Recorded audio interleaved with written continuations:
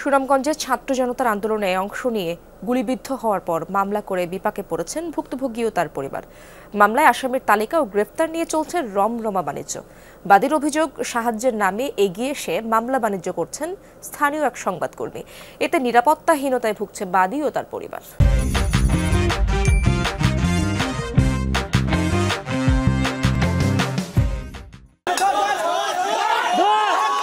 ছাত্র জনতা অভ্যুত্থানে গত ৪ আগস্ট সুনামগঞ্জ শহরে আন্দোলনকারীদের উপর হামলা চালানো হয়। এতে আহত হন জহুর আলী। তার অভিযোগ, পুলিশের এক কর্মকর্তা খুব কাছ থেকে গুলি ছুড়ে জখম করে তাকে।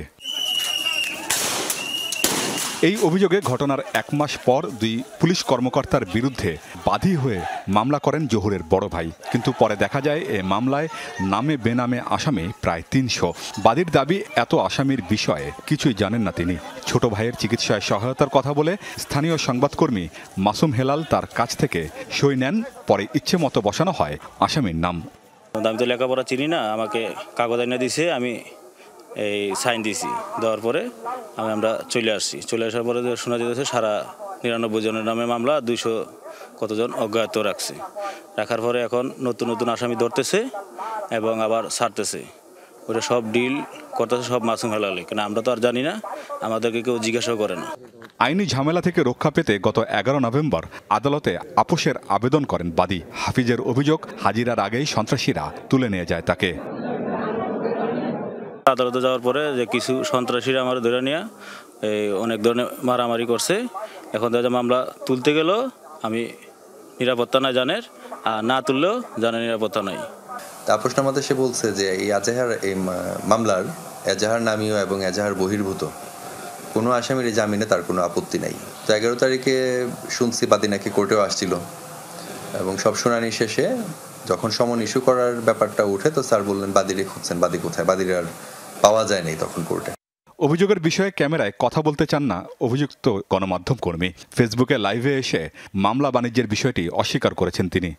একটা প্রমাণ যদি তিনি নিয়ে আসতে পারেন যে কোথাও কারো কাছ থেকে তার এই মামলাকে, তার এই নৃশংস ঘটনার মামলাকে কেন্দ্র করে আমি কারো কাছ থেকে কোনো ধরনের একটি টাকার সুযোগ বা সুবিধা নিয়েছি, আমি প্রকাশ্যে ক্ষমা চাব। মামলা বাণিজ্য ও হয়রানি বন্ধের আহ্বান জানিয়েছেন গুলিবিদ্ধ হয়ে ঢাকায় চিকিৎসাধীন জহুর আলী। মামলাটা নিয়ে তারা বিজনেস করতেছে, টাকা আমার কাছে রেকর্ডও আছে। তারা যে মাসুম হেলালে কার কাছ থেকে ৬ লাখ টাকা, ২ লাখ টাকা, ১০ লাখ টাকা এরকম যে আদায় করছে, তার শুধু একা না, তার সাথে আরো গ্যাং আছে। আমার নাম বেচছে যে বিজনেস করতেছে, এই বিজনেসটা তাদের যেমন বন্ধ হয়ে যায় সেই ব্যবস্থাটা আপনাদের কাছে অনুরোধ। ঘটনার দিনের ভিডিও দেখে মামলা বাণিজ্যের বিষয়টি তদন্ত করা হচ্ছে জানিয়েছেন ওসি। আমি গোপনীয়ভাবে তথ্য সংগ্রহ করার চেষ্টা করতেছি, আসলে তথ্যটা আছে এবং কিভাবে করছে কিনা, কোনটা করছে বা এই ধরনের তথ্য সংগ্রহের চেষ্টা করতেছি। এ মামলায় আসামি হয়ে কারাগারে গেছেন সাবেক পরিকল্পনা মন্ত্রী এম এ মান্নান, সাবেক সংসদ সদস্য মুহিবুর রহমান সহ বেশ কয়েকজন। আমিন বাবু, যমুনা নিউজ।